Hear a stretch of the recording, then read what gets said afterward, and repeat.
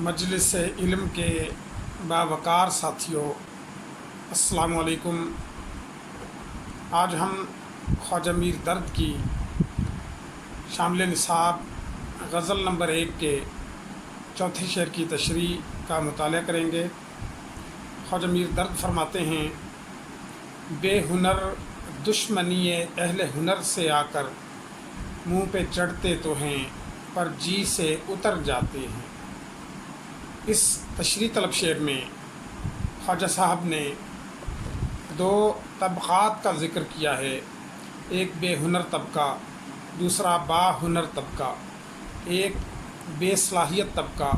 دوسرا با صلاحیت طبقہ، ایک بے کمال طبقہ، دوسرا با کمال طبقہ۔ وہ فرماتے ہیں کہ جو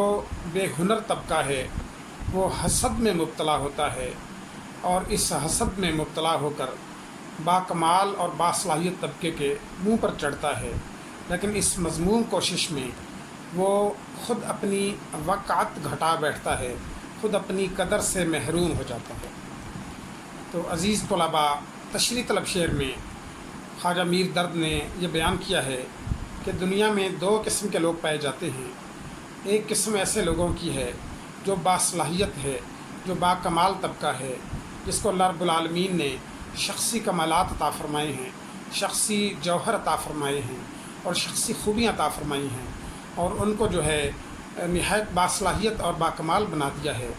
فارسی مقولہ ہے کہ کسب کمال کن کہ عزیز جہاں شوی، کہ کسی بھی ہنر میں مہارت حاصل کر تاکہ دنیا والوں کی نظر میں تو ہر دل عزیز ہو جائے، تو ہر دل عزیزی کے منصب پر فائز ہو جائے۔ جبکہ دوسرا طبقہ جو صلاحیتوں سے محروم ہے، اس طبقے کی مثال ان گھڑ پتھر جیسی ہے کہ جس کی کوئی اہمیت نہ ہو۔ بے ہنر آدمی کی بھی معاشرتی سطح پر کوئی اہمیت نہیں ہوتی۔ اس لیے کسی شاعر نے کیا خوب کہا کہ بے کار مہ باش کچھ نہ کچھ کیا کر،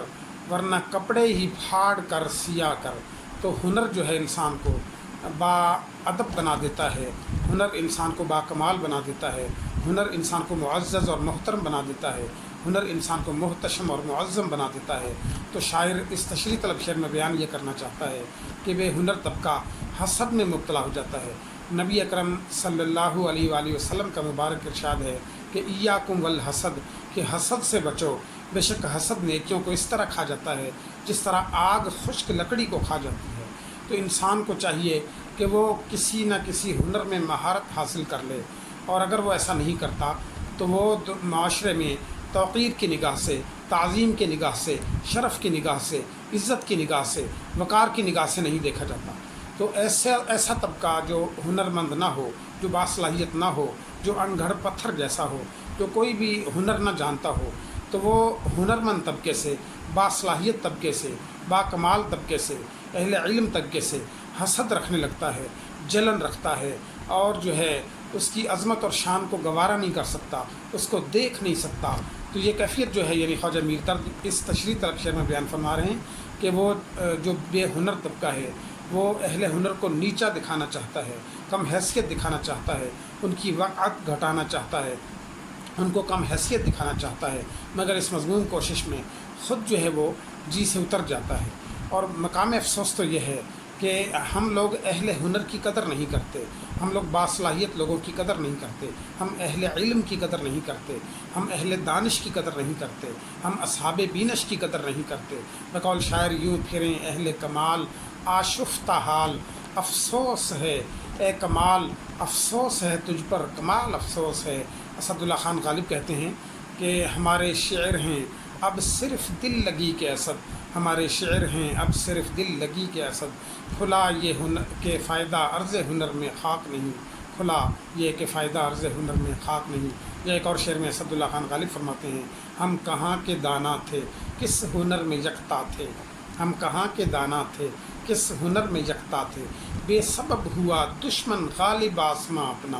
تو با صلاحیت طبقہ جو ہے اس سے حسد کیا جاتا ہے۔ نبی اکرم صلی اللہ علیہ وآلہ وسلم کا مبارک ارشاد عالی بنیاد ہے کہ کلو ذی نعمت محسود، کہ جو بھی ذی نعمت ہے، جس پر بھی کوئی اللہ کا انعام ہے، اس سے حسد کیا جاتا ہے، لوگ اس سے جلنے لگتے ہیں، لوگ اس کے لیے دل میں حسد رکھتے ہیں۔ اور حسد ایک ایسی چیز ہے کہ قرآن پاک میں حاسد کے حسد سے پناہ مانگنے کے لیے اللہ نے جو ہے کہا ہے وَمِن شَرِّ حَاسِدٍ اِذَا حَسَد، کہ حسد کرنے والے کے حسد سے پناہ مانگو جب وہ حسد کرنے لگے۔ ایک دوسرے مقام پہ ارشاد باری تعالیٰ ہے کہ ام یحسدون الناس علی ما آتاہم اللہ من فضلہ، کہ کیا لوگوں سے یہ اس بات پر حسد کرتے ہیں کہ اللہ نے اپنے فضل سے ان کو کچھ عطا کر رکھا ہے۔ ایک مرتبہ جو ہے دو ماہی گیر تھے اور وہ مچھلی پکڑنے کے لیے دریا پر گئے، اور ایک ماہی گیر نے اپنا نیٹ دریا میں ڈالا، کچھ فاصلے پر دوسرے ماہی گیر نے بھی اپنا جال جو ہے دریا میں پھینک دیا۔ پہلا ماہی گیر جو تھا اس کے نیٹ میں ہلچل پیدا ہوئی، اس نے جب کھینچا تو ایک جو ہے مچھلی باہر آئی۔ اس نے دوسرے ماہی گیر کی طرف دیکھا اور اس کہا کہ سناؤ بھائی، دیکھو کیسا اللہ کا مجھ پر فضل ہوا، اور پھر نیٹ جو ہے دریا میں ڈال دیا۔ تھوڑی دیر بعد پھر ہلچل پیدا ہوئی، اس نے پھر کھینچا تو پھر ایک مچھلی آئی۔ اس نے دوسرے ماہی گیر کی جانب دیکھا اور پھر نیٹ پھینک دیا۔ کرتے کرتے اس کی 7-8 مچھلیاں جو تھیں اس نے ان کو پکڑ لیا، جبکہ دوسرا جو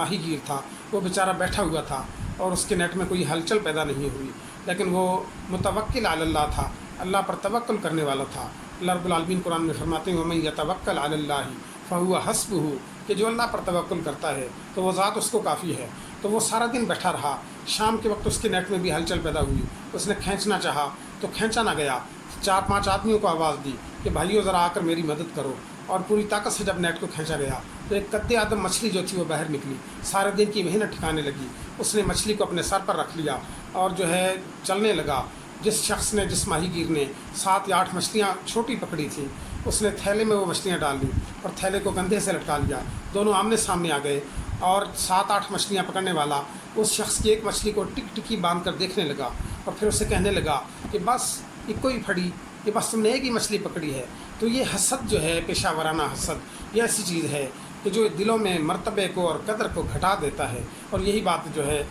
یہاں پر شاعر امیر درد فرما رہے ہیں کہ بے ہنر دشمنی اہل ہنر سے آ کر، کہ بے ہنر آدمی ہنرمند آدمی سے دشمنی رکھتا ہے، اور اس پر اگر وہ اتر آئے دشمنی کرنے پر تو منہ پر چڑھتے تو ہیں پر جی سے اتر جاتے ہیں، کہ وہ منہ پر چڑھتے ہیں، ہنرمند طبقے کو نیچا دکھانے کی کوشش کرتے ہیں، اس کی وقت گھٹانے کی کوشش کرتے ہیں، اس کو کم حیثیت بنانے کی کوشش کرتے ہیں، مگر اس مضمون کوشش میں خود دل سے اتر جاتے ہیں۔ چاند کا تھوکا منہ پر، چاند کا تھوکا منہ پر بڑا مشہور جو ہے، بڑی مشہور کہاوت ہے۔ ایک خاتون جو تھی وہ اپنے بچے کو پاؤں پر بٹھا کر پیشاب کروا رہی تھی کہ اس کی ہمسائی بھاگتی ہوئی آئی اور اسے کہنے لگی کہ اے بہن عید کا چاند دکھ گیا، اے بہن عید کا چاند دکھ گیا۔ تو یہ بچے کو پیشاب کروانے والی خاتون بڑی خوش ہوئی اور اپنی پڑوسن کے ساتھ بھاگتی ہوئی چھت پر چلی گئی تاکہ وہ چاند کو دیکھ سکے۔ اور جب چاند کا اس نے نظارہ کیا تو از راہ تعجب، از راہ تحیر، از راہ حیرت جو ہے، اس نے اپنی انگلی کو ناک پر رکھ لیا کہ ہاں کتنا حسین چاند ہے، کتنا دلکش چاند ہے، کتنا دل ربا چاند ہے، کتنا دل آویز چاند ہے۔ کیونکہ بچے کو پیشاب کروا رہی تھی تو اس کے ہاتھوں پر بچے کی کہیں غلاظت لگ گئی تھی۔ اس نے ہاتھ کو جب ناک پر رکھا، کہنے لگی یہ بہن چاند تو بڑا چمکدار ہے مگر اس میں بدبو کیسی ہے، چاند تو بڑا چمکدار ہے مگر اس میں بدبو کیسی ہے۔ تو اس کو اس بات کا خیال رکھنا چاہیے تھا کہ بدبو چاند میں نہیں بلکہ اس کے اپنے ہاتھ کے اندر موجود ہے۔ تو ہم جو ہے آئینے کو صاف کرتے رہتے ہیں جبکہ گرد ہمارے چہرے پر ہوتی ہے۔ تو حسد ایک ایسی چیز ہے کہ جو آدمی کو بے وقعت بنا دیتی ہے، بے قدر بنا دیتی ہے، اس کی حیثیت گھٹا دیتی ہے۔ تو ہنرمند طبقہ جو ہے، یہ باصلاحیت طبقہ جو ہے، اس سے بے ہنر طبقے کو حسد نہیں کرنا چاہیے، مگر وہ حسد کرتا ہے، اور حسد کرنے کے نتیجے میں وہ ہنرمند آدمی کا کچھ بگاڑ تو نہیں سکتا، کچھ نقصان تو نہیں کر سکتا، مگر اپنی حیثیت کم کر لیتا ہے۔ اور یہی بات جو ہے خواجہ میر درد نے تشریح طلب شعر میں بیان کی کہ حسد کرنے والا جو ہے، میں نے کسی کتاب میں پڑھا کہ حسد کرنے والا محسود کا کچھ بگاڑ تو نہیں سکتا، مگر اس مضمون کوشش میں اس کی اپنی ہڈیاں تک سلگتی رہتی ہیں۔ دوسرے کو دیکھ کر جلنا، دوسرے کی خوشحالی کو دیکھ کر جو ہے دل میں حسد رکھ لینا، دوسرے کی خوشحالی کو دیکھ کر اس کی بربادی چاہنا، یہ ایک برا جذبہ ہے، یہ ایک رذائل اخلاق میں یہ چیز آتی ہے۔ اور کسی شاعر نے جو ہے دوسرے کو دیکھ کر جلنے کی کیفیت کو کیا خوب انداز میں بیان کیا۔ وہ شاعر کہتا ہے کہ گرمی حسرت ناکام سے جل جاتے ہیں، گرمی حسرت ناکام سے جل جاتے ہیں، ہم چراغوں کی طرح شام سے جل جاتے ہیں، ہم چراغوں کی طرح شام سے جل جاتے ہیں، اور خود نمائی تو نہیں شیوائے ارباب وفا، خود نمائی تو نہیں شیوائے ارباب وفا، جن کو جلنا ہو وہ آرام سے جل جاتے ہیں، اور شمع جس آگ میں جلتی ہے نمائش کے لیے، شمع جس آگ میں جلتی ہے نمائش کے لیے، ہم اسی آگ میں گمنام سے جل جاتے ہیں۔ شمع جس آگ میں جلتی ہے نمائش کے لیے، ہم اسی آگ میں گمنام سے جل جاتے ہیں۔ اور ربط باہم پر کیا کیا نہ کہیں گے اغیار، ربط باہم پر کیا کیا نہ کہیں گے اغیار، آشنا جب تیرے پیغام سے جل جاتے ہیں۔ اور جب بھی آتا ہے میرا نام تیرے نام کے ساتھ، یعنی کیوں لوگ میرے نام سے جل جاتے ہیں، گرمیے حسرت ناکام سے جل جاتے ہیں، ہم چراغوں کی طرح شام سے جل جاتے ہیں۔ معاشرتی سطح پر اکثر یہ بات مشاہدے میں آتی ہے کہ کوئی ہم سے زیادہ خوشحال ہو، کوئی ہم سے زیادہ صاحب علم ہو، کوئی ہم سے زیادہ حسین ہو، کوئی ہم سے زیادہ طاقتور ہو،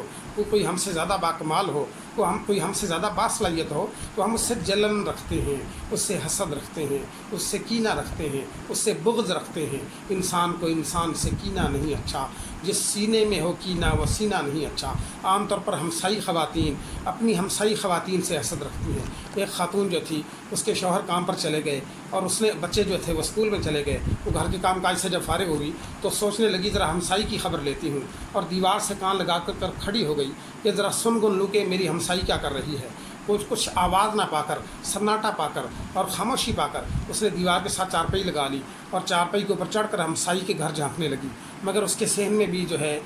سنسان صحن نظر آیا۔ اس نے سوچا کہ یہ مرجانی کہاں چلی گئی، اور دیوار سے جب نیچے دیکھا تو اس کی ہمسائی بھی دیوار سے کان لگا کر کھڑی ہوئی تھی۔ یہ ہمسائی اپنی ہمسائی کو اوپر سے دیکھنے لگی اور کہنے لگی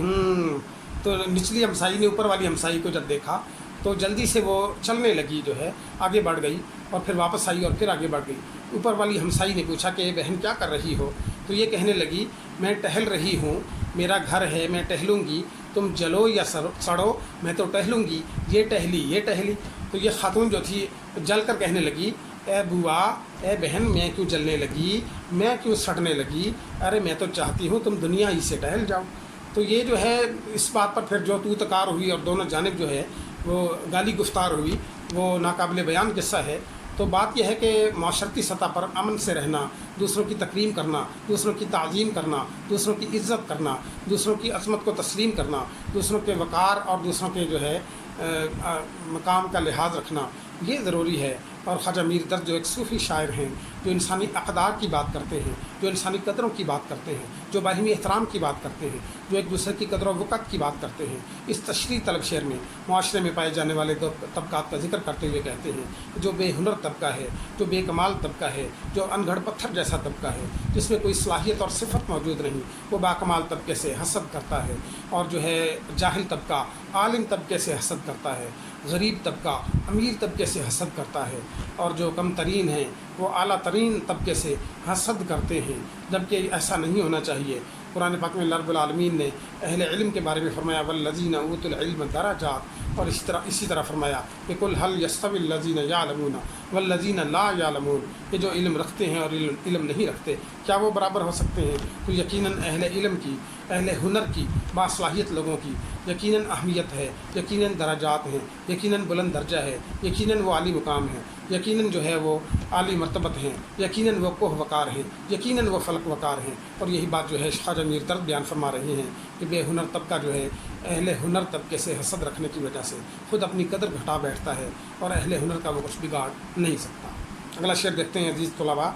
ہم کسی راہ سے واقف نہیں جو نور نظر، رہنما تو ہی تو ہوتا ہے جدھر جاتے ہیں۔ تشریح طلب شعر میں خواجہ میر درد اللہ رب العالمین سے مخاطب ہیں، ایز دانا و توانا سے مخاطب ہیں، ایز متعال سے مخاطب ہیں، اور جو ہے مالک کائنات سے مخاطب ہیں، اور مالک ارض و سما سے مخاطب ہیں، اور مالک کون و مکان سے مخاطب ہیں، اور خالق دو جہاں سے مخاطب ہیں کہ ہم کسی راستے کو نہیں جانتے۔ اے پروردگار، تو نے ہمیں پیدا کیا، تو ہمارا خالق ہے، تو ہمارا رازق ہے، تو ہمارا مالک ہے، تو ہمارا مشکل کشا ہے، تو ہمارا حاجت روا ہے، تو احسن الخالقین ہے، تو احکم الحاکمین ہے، تو خیر الرازقین ہے، تو علی کل شیء قدیر ہے۔ اور ہم جو ہے ہر معاملے میں تیری رہنمائی کے جو ہے انتظار میں ہیں۔ اہدنا الصراط المستقیم، ہم نماز کی ہر رکعت میں یہ دعا کرتے ہیں کہ پروردگار ہمیں زیادہ اعتدال دکھا، ہمیں صراط مستقیم دکھا، ہمیں سیدھا راستہ دکھا، اور ہم جو ہے قدم قدم پر جو ہے تیری رہنمائی کے محتاج ہیں، اور ہم جو ہے تیری ہدایت کے طالب ہیں۔ اور تشریح طلب شعر میں شاعر یہی کہتا ہے کہ جوں نور نظر، جس طرح آنکھ کا نور راستہ دیکھنے کے لیے لازم و ناگزیر ہے، اسی طرح اللہ رب العالمین کی رہنمائی بھی قدم قدم پر زندگی میں ناگزیر ہے، ضروری ہے، لازمی ہے۔ تو رہنما تو ہی تو ہوتا ہے جدھر جاتے ہیں، کہ پروردگار عالم تیری رہنمائی کے بغیر ہم ایک قدم بھی نہیں اٹھا سکتے۔ ہم اگر کوئی کار خیر کرتے ہیں تو اس میں بھی تیری رضا شامل ہوتی ہے، اور اگر ہم کسی برائی سے، کسی گناہ سے، کسی معصیت سے بچ پاتے ہیں تو اس میں بھی جو ہے تیری توفیق شامل حال ہوتی ہے۔ میری طلب بھی انہی کے کرم کا صدقہ ہے، میری طلب بھی انہی کے کرم کا صدقہ ہے۔ قدم یہ اٹھتے نہیں ہیں، اٹھائے جاتے ہیں، کہ پروردگار اگر کوئی کام ہم سے خیر اور بھلائی کا ہوتا ہے تو یہ بھی تیری رہنمائی اور تیری جو ہے مہربانی اور تیری الطاف و کرام کی بنا پر ہوتا ہے، تیرے فضل کی بنا پر ہوتا ہے، تیرے کرم کی بنا پر ہوتا ہے۔ اور اگر ہم کسی گناہ سے بچ پاتے ہیں تو یہ بھی محض تیرا فضل ہے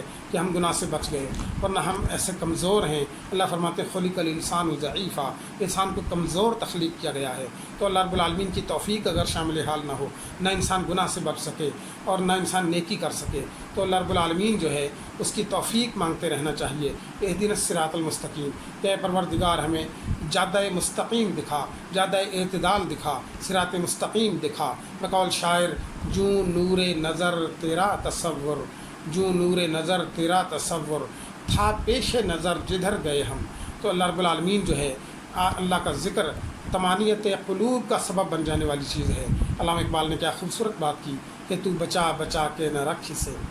تو بچا بچا کے نہ رکھ اسے، تیرا آئینہ ہے وہ آئینہ، تو بچا بچا کے نہ رکھ اسے، تیرا آئینہ ہے وہ آئینہ، کہ شکستہ ہو تو عزیز تر ہے نگاہ آئینہ ساز میں۔ تو شاعر اس تشریح طلب شعر میں یہی بات کر رہا ہے کہ ہم کسی راستے سے واقف نہیں ہیں، اور جو ہے اے پروردگار عالم ہمیں تیری رہنمائی درکار ہے، ہمیں جو ہے تیری رہبری درکار ہے، ہمیں تیری ہدایت درکار ہے، ہمیں تیری توفیق عزتی درکار ہے۔ ہم جو ہے تیرے حکم سے ہی اچھا کام کر پاتے ہیں۔ اللہ رب العالمین فرماتے ہیں ان احسنتم لانفسکم، اگر تم بھلائی کا کوئی کام کرتے ہو تو اپنے لیے ہی بھلائی کا کام کرتے ہو، وَإِنْ أَسَأْتُمْ فَلَهَا، اور اگر تم کوئی برائی کا کام کرتے ہو تو اس کا وبال بھی تم پر ہے۔ اللہ رب العالمین کی ذات ایسی کریم ذات ہے، ایسی رحیم ذات ہے، ایسی معطی ذات ہے، ایسی بندے کو عطا کرنے والی وہاب ذات ہے، ایسی جو ہے کریمانہ صفات کی حامل ذات ہے کہ وہ بندے کو قدم قدم پر نوازتی ہے اور بندے کو کسی حال میں بھی مایوس نہیں ہونے دیتی۔ اللہ رب العالمین فرماتے ہیں کہ یا عبادی الذین اسرفوا علی انفسہم، اے میرے وہ بندو جنہوں نے اپنی جان پر ظلم کر لیا ہے، لا تقنطوا من رحمت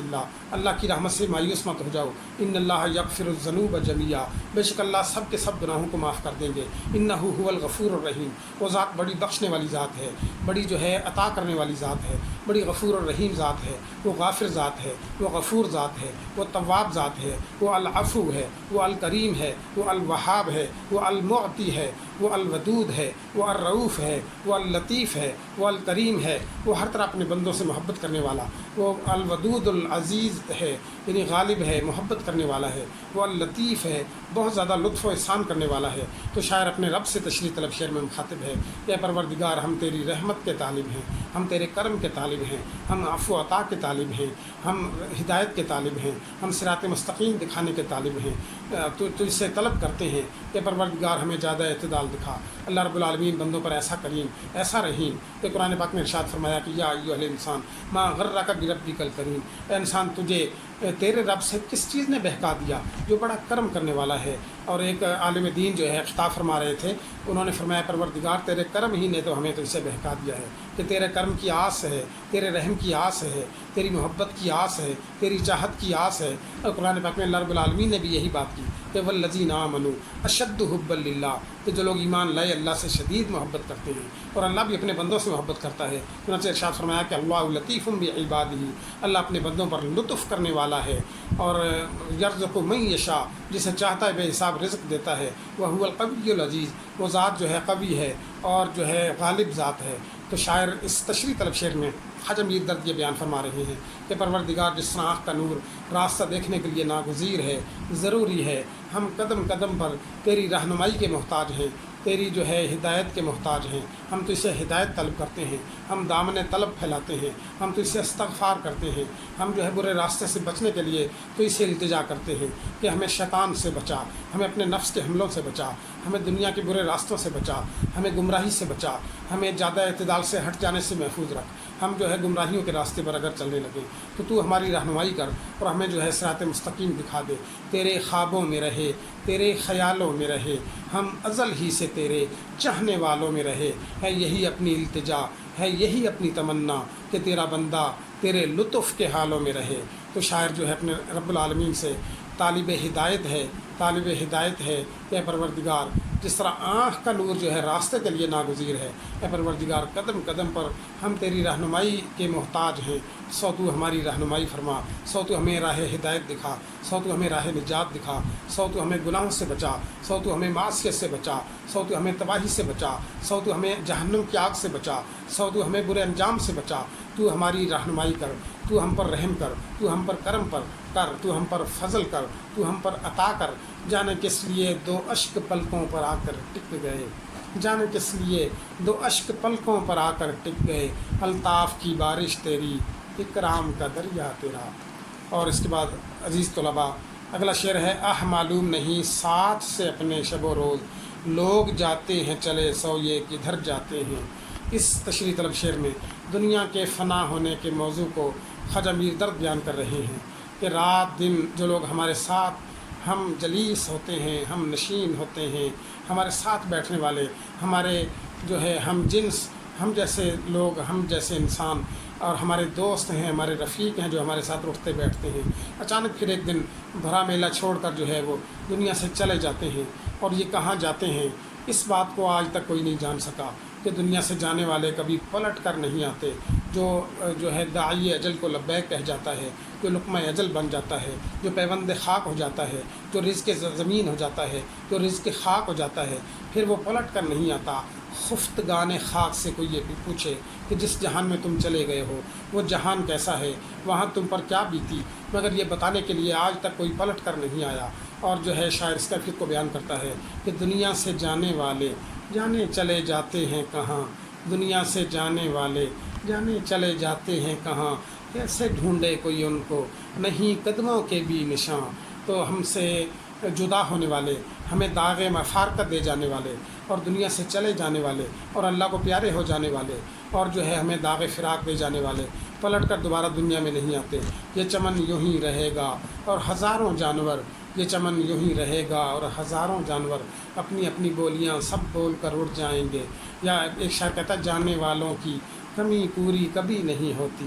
جانے والوں کی کمی پوری کبھی نہیں ہوتی، آنے والے آئیں گے مگر خلا رہ جائے گا. تو شاعر نے اپنے تحیر کا، اپنی حیرت کا اظہار کیا تشریح طلب شعر میں کہ جو لوگ دن رات ہمارے ساتھ رہتے ہیں، ہمارے ساتھ اٹھتے بیٹھتے ہیں، ہمارے ہم نوالا و ہم پیالہ ہوتے ہیں، جن کے ساتھ ہماری صحبتیں ہوتی ہیں، جن کے ساتھ ہماری گفتگو ہوتی ہے، جن کے ساتھ ہمارا جو ہے تبادلہ خیال ہوتا ہے، وہ اچانک پھر بھری دنیا کو چھوڑ کر، بھرے میلے کو چھوڑ کر، دنیا کی رونقوں کو چھوڑ کر، دنیا کے جھمیلوں کو چھوڑ کر، دنیا کی زیبائیوں کو چھوڑ کر، دنیا کی رعنائیوں کو چھوڑ کر، دنیا کی دل فریبیوں کو چھوڑ کر اچانک جو ہے پردہ خاک میں چلے جاتے ہیں، اچانک ہم سے دور چلے جاتے ہیں. سو یہ کدھر جاتے ہیں. اور اسی موضوع کو، اسی مضمون کو علامہ اقبال نے بھی بیان فرمایا کہ تم بتا دو راز جو اس گنبد گرداں میں ہے، تم بتا دو راز جو اس گنبد گرداں میں ہے، موت ایک چبھتا ہوا کانٹا دل انسان میں ہے. تو انسان جو ہے برزخ کا عالم جو ہے، مرنے کے بعد کی زندگی جس کو عالم برزخ کہا گیا ہے، اس سے واقف نہیں ہے. حدیث مبارکہ میں اور قرآن میں جو ہے اس منزل کا ذکر جو ہے کیا گیا ہے کہ یہ منزل جو ہے آ کر رہے گی، آنے والی ہے. کل نفس ذائقۃ الموت، ہر جان کو، ہر متنفس کو موت کا ذائقہ چکھنا ہے. اور کل شیء ہالک الا وجہہ، ہر چیز ہلاک ہو جانے والی سوائے اللہ رب العالمین کے چہرے کے. کل من علیہا فان، ہر چیز فنا پذیر. ویبقی وجہ ربک ذو الجلال والاکرام، بقا، ابدیت، دوام، ہمیشگی جو ہے وہ صرف تیرے رب کو ہے جو صاحب جلال اور صاحب اکرام ہے. یدرککم الموت ولو کنتم فی بروج مشیدہ، موت تم کو اچک لے گی چاہے تم بڑے بڑے محلات میں محفوظ ہو کر کیوں نہ بیٹھ جاؤ. قل ان الموت الذی تفرون منہ فانہ ملاقیکم، اے پیغمبر ان کو بتاؤ کہ موت جس سے تم فرار حاصل کرتے ہو وہ تم کو آ کر رہے گی، موت سے مفر نہیں ہے. دنیا میں بڑے بڑے حکیم، سنیاسی اور وید ہوئے مگر موت کا دارو آج تک کسی سے دریافت نہیں ہو سکا. اور یہ مفارقت دے جانے والے، دنیا سے ہم سے دنیا میں بچھڑ جانے والے اور آسودہ خاک ہو جانے والے اور خفتگان خاک جو ہے اور عالم برزخ میں چلے جانے والے، آج تک ان میں سے کوئی پلٹ کر نہیں آیا۔ جانے کس کی جلوہ گاہ ناز ہے یہ دنیا، جانے کس کی جلوہ گاہ ناز ہے یہ دنیا، ہزاروں اٹھ گئے رونق وہی باقی ہے محفل کی۔ تو شاعر اس تشریح طلب شعر میں یہ بیان کر رہا ہے کہ جو لوگ ہمارے ساتھ بیٹھتے ہیں، ہمارے ہم جلیس ہیں، ہمارے ہم جو ہے خیال ہیں، ہمارے ہم فکر ہیں، ہمارے جو ہے ہم مجلس ہیں، ہمارے ساتھ اٹھتے بیٹھتے ہیں، زندگی کے جو ہے رنگ و بو میں ہمارے ساتھ شامل رہتے ہیں، جہان آب و گل میں، دنیائے کیف و کم میں، دنیائے دو میں، دنیائے رنگ و بو میں، اور اس دنیائے دنی کے اندر جو لوگ ہمارے ساتھ رہتے ہیں، پھر اچانک یہ بھرا میلہ چھوڑ کر جب چلے جاتے ہیں تو کوئی شخص بھی پلٹ کر نہیں آتا، وہ داغ مفارقت دے جاتے ہیں۔ اور داغ مفارقت دے جانے کی اس کیفیت کو شاعر نے بیان کیا کہ ہم چھوڑ چلے ہیں اس محفل کو، ہم چھوڑ چلے ہیں اس محفل کو، یاد آئے کبھی تو مت رونا، ہم چھوڑ چلے ہیں اس محفل کو، یاد آئے کبھی تو مت رونا، اس دل کو تسلی دے لینا، گھبرائے کبھی تو مت رونا، جیون کے سفر میں تنہائی مجھ کو تو نہ زندہ چھوڑے گی، جیون کے سفر میں تنہائی مجھ کو تو نہ زندہ چھوڑے گی، مرنے کی خبر اے جانے جگر مل جائے کبھی تو مت رونا۔ تو یہ موت ایک اٹل حقیقت ہے، موت ایک بے بدل حقیقت ہے، اور موت جو ہے حدیث مبارکہ میں آتا ہے کہ 70 مرتبہ جو ہے قبر دن میں انسان کو یاد کرتی ہے، اور انسان جو غافل ہو کر جو ہے دنیا میں ہنس رہا ہوتا ہے، نبی اکرم اصحاب رسول کی ایک جماعت پر گزرے، وہ کہہ لگا کر بلند آہنگ کہوں سے ہنسنے میں مشغول تھے۔ نبی اکرم رک گئے، فرمایا لوگوں اگر تم کو موت یاد ہوتی تو کبھی تمہاری منہ سے بآواز بلند کہا نہ نکلتا۔ موت تمام جو ہے زندگی کی دلچسپیوں کو مٹا دینے والی ہے، تمام لذتوں کو ختم کر دینے والی ہے۔ موت جو ہے یہ بڑی تلخ حقیقت کا نام ہے۔ اور جو ہے حضرت علی کرم اللہ وجہہ سے کسی نے پوچھا کہ قریب کیا ہے، انہوں نے فرمایا قریب قیامت ہے۔ پوچھنے والے نے پوچھا کہ قریب تر کیا ہے، تو آپ نے جواب دیا قریب تر تیری موت ہے۔ اس نے پوچھا کہ مشکل کیا ہے، آپ نے فرمایا قبر کے گڑھے میں اترنا مشکل ہے۔ اس نے پوچھا کہ مشکل تر کیا ہے، آپ نے جواب دیا کہ بغیر اعمال کے، بغیر اچھے اعمال کے قبر میں اترنا مشکل تر ہے۔ تو اسی جو ہے دنیا کے اندر ہمیں مشغول نہیں ہو جانا، دنیا کو ہی اپنا مقصود تصور نہیں کر لینا، بلکہ آخرت کی تیاری کرنی ہے، اور جو ہے ہمیں آنے والی زندگی کے بارے میں سوچنا ہے۔ دیکھ فریدا جو تھیا داڑھی ہوئی پھور، دیکھ فریدا جو تھیا داڑھی ہوئی پھور، اگا نیڑے آ گیا پیچھا رہ گیا دور، کہ اگلی منزلیں قریب آ گئیں، آخرت قریب آ گئی۔ اقتربت الساعۃ وانشق القمر، کہ وہ قیامت کی گھڑی قریب آ گئی، چاند دو لخت ہو گیا۔ اللہ رب العالمین نے جو ہے آنے والی زندگی کا مختلف انداز سے قرآن میں ذکر کیا ہے کہ تم جو ہے بل تؤثرون الحیات الدنیا، کہ تم تو دنیا کی زندگی کو ترجیح دیا کرتے ہو، والآخرۃ خیر آپ کا، آخرت بہتر ہے اور باقی رہنے والی ہے۔ تو شاعر اس تشریح طلب شعر میں موت کا ذکر کرتے ہوئے بیان کر رہا ہے کہ ہم یہ سمجھتے ہیں کہ جو مر گئے بس انہیں کو مرنا تھا اور موت ہمیں نہیں آنے والی، مگر یہ بڑی تلخ حقیقت ہے کہ موت آ کر رہے گی، موت سے مفر نہیں، موت کے لیے جائے فرار نہیں، موت جو ہے اس کا ذائقہ ہر ایک کو چکھنا ہے۔ تو موت کے بارے میں جو ہے مختلف شاعروں نے مختلف انداز سے اظہار خیال کیا ہے۔ ایک شاعر کہتا ہے موت آئی ہے کہ تسکین کی ساعت آئی ہے، موت آئی ہے کہ تسکین کی ساعت آئی ہے، سانس ٹوٹی ہے کہ صدیوں کی تھکن ٹوٹی ہے۔ اور اسی کیفیت کو جو ہے شیخ سعدی رحمۃ اللہ علیہ بیان فرماتے ہیں کہ مساجد میں اعلان ہوتا ہے کہ آج فلاں شخص جو ہے وہ اللہ کو پیارا ہو گیا، فلاں شخص قضاء الہی سے وفات پا گیا، فلاں شخص رضا الہی سے وفات پا گیا۔ وہ فرماتے ہیں خیر کن ہے فلاں و غنیمت شمار عمر، خیر کن ہے فلاں و غنیمت شمار عمر، پیشتر ازی کے بانگ برآید امروز فلاں نماند، کہ اے فلاں کوئی اچھا کام کر لے، کوئی کار خیر کر لے، اس سے پہلے کہ مسجد سے یہ اعلان ہونے لگے کہ امروز فلاں نماند، کہ آج فلانا نہیں رہا۔ ہم دوسروں کے اعلانات تو بہت سنتے ہیں، مگر اپنی موت کا ہمیں یقین نہیں آتا۔ ہم اپنے ہاتھوں سے اپنے اعزاء و اقارب کو لحد میں اتارتے ہیں، مگر اس کے بعد جو ہے پھر دنیا میں آ کر دنیا کے جھمیلوں میں مشغول ہو جاتے ہیں اور بھول جاتے ہیں کہ ایک دن ایسا ہم پر بھی آنے والا ہے، اور جو ہے ہم بھی ایک دن جو ہے لحد میں اتار دیے جائیں گے۔ بعد 40 روز سوئے خانہ شدند، بعد 40 روز سوئے خانہ شدند، ہم مشغول و این افسانہ شدند، کہ 40 دن کے بعد ہر کوئی اپنے اپنے گھروں کو چلا گیا، سب کے سب دنیا میں مشغول ہو گئے، اور یہ مرنے والا آدمی جو ہے ایک افسانہ بن گیا، ایک بھولی بسری کہانی بن گیا۔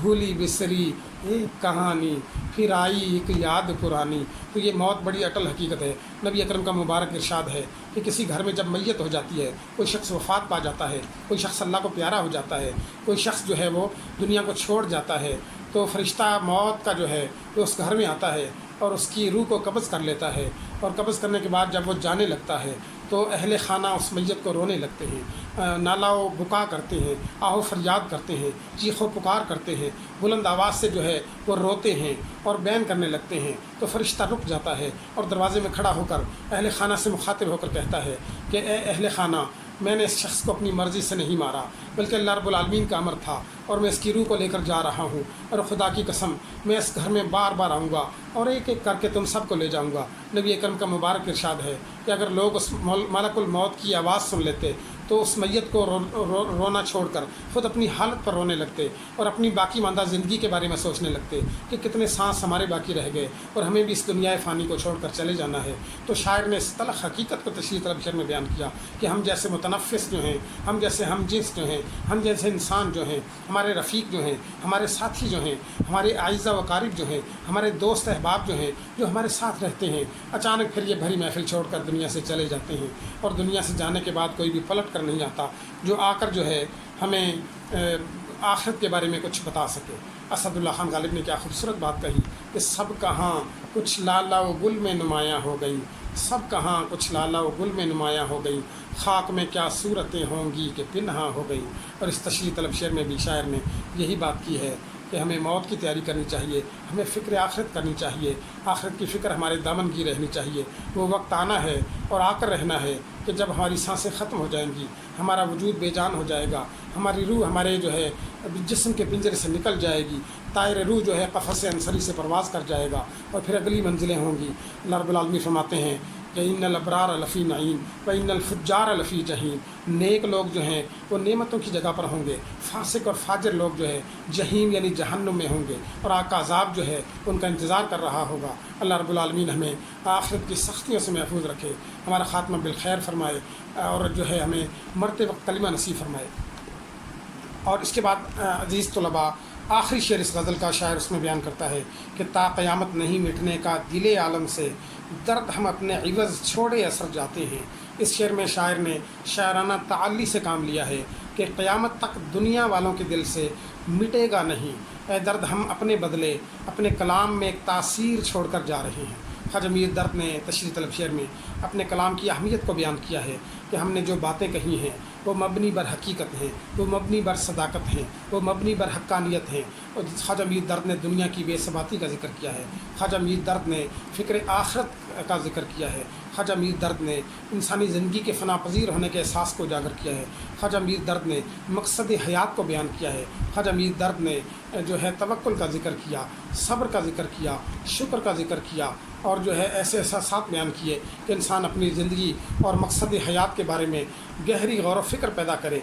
یہ وہ افکار ہیں، یہ وہ احساسات ہیں جو قلب انسانی پر گہرے اثرات مرتسم کرتے ہیں۔ اور خواجہ میر درد بھی یہی بات بیان کر رہے ہیں کہ مستند ہے میرا فرمایا ہوا، تمام عالم پر ہوں میں چھایا ہوا۔ کہ انہوں نے بڑی مبنی بر حقیقت بات کہی کہ یہ دنیا فانی ہے، اور انسانی زندگی انسان کو اس لیے نہیں دی گئی کہ وہ دنیا کی لذتوں میں اس کو جو ہے ضائع کرے، وہ جو ہے خواہشات نفس کے پیچھے بھاگنے لگے اور دنیا کو ہی اپنا مقصود سمجھنے لگے، اور دنیا کو ہی جو ہے اپنا سب کچھ گرداننے لگے، اور طول عمل کا شکار ہو جائے، اور لمبی لمبی خواہشات جو ہے دل میں پال لے، اور دنیا کی زندگی کو جو ہے جیسے اس نے ہمیشہ رہنا ہے اسی زندگی کی قدر و اہمیت کو جو ہے اپنی محبت بھری نگاہ سے دیکھنے لگے۔ بلکہ انسانی زندگی جو ہے ایک مسافر جیسی ہونی چاہیے کہ اس کو جو ہے فکر آخرت کرنی چاہیے، اس کو آگے جانے کی فکر کرنی چاہیے۔ قرآن میں اللہ رب العالمین فرماتے ہیں کہ اراضیتم بالحیات الدنیا، کیا تم حیات دنیا پر راضی ہو گئے ہو؟ اور اسی طریقے سے جو ہے ایک اور مقام پہ فرمایا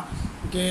ومل حیات الدنیا الا لہو و لعب، کہ دنیا کی زندگی ایک کھیل اور تماشا ہے۔ اور دنیا کی زندگی کے بارے میں یہ بھی فرمایا کہ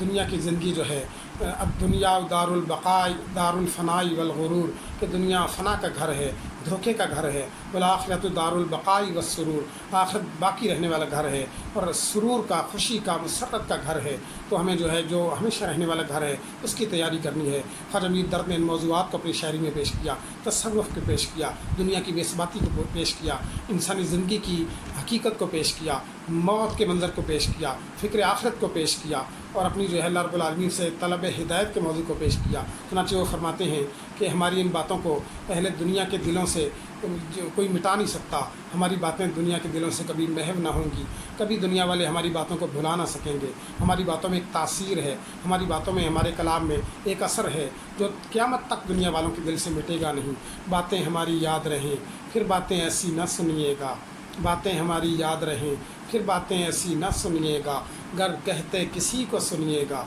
तो देर तलक सर धुनिएगा। और इसी तरीके से पढ़ते फिरेंगे इन रेख्तों को गलियों में लोग, पढ़ते फिरेंगे इन रेख्तों को गलियों में लोग, मुद्दत रहेंगी याद ये बातें हमारियाँ। तो अज़ीज़ तलबा, हमने ख्वाजा मीर दर्द की पहली गज़ल की तशरीह का आज मुताला किया। इस शेर के साथ आपसे इजाज़त चाहता हूँ कि वक्त कम था और बहुत सी बातें अधूरी रह गईं, वक्त कम था और बहुत सी बातें अधूरी रह गईं, अच्छे लोगों से मुलाकातें अधूरी रह गईं। अस्सलामु अलैकुम व रहमतुल्लाहि व बरकातहू।